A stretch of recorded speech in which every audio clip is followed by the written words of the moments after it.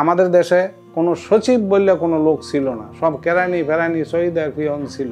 আর্মিতে মেজরের উপরে কেউ হইতে পারে নাই, হয়তো 2-4 জন হয়েছে কিনা আমার সন্দেহ।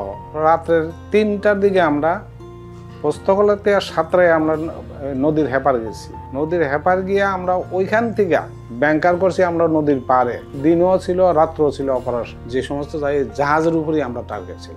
2 পাক ওয়াটার ভিতরে দোনোটাই আমরাকে ডুবাইছি। 38 জন আমরা পাকিস্তানি আর্মি আমরা অ্যাটাক করছি, ধরছি।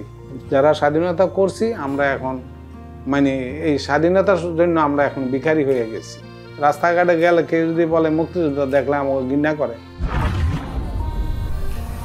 ধারাবাহিকভাবে আমরা চেষ্টা চালানোর পরে আমরা 12 তারিখে সম্পূর্ণভাবে 7 মাথাতে দাঁড়াইতে পারি। একটা করে দিন যাচ্ছিল, আমাদের উপর প্রেশার কি একটা তত বেড়ে যাচ্ছিল। এটা আমি থেকে আমার পরিবার পর্যন্ত চলে গিয়েছে। আমরা দৌড়ে যখন রেল লাইনের এখানে আসছি, তখন আমি যখন এদিকে ঘুরছি, ঘোরার পরে 7-8টার মতো আমার পিঠে গুলি লাগে, আমার মাথায় গুলি লাগে। যার সঙ্গে দেখা হচ্ছে সেই কোচে ভাই আমার অবস্থা ভালো না, আমি গুলি খেয়েছি। কালের বাজারে আসার পর শুনি যে সিয়াম নামে একটা ছেলে তার গুলি লাগছে, খুবই খারাপ অবস্থা, ভিতরে একটা দেহ পড়ে আছে, দেহতে কেউ হাত দিচ্ছে না।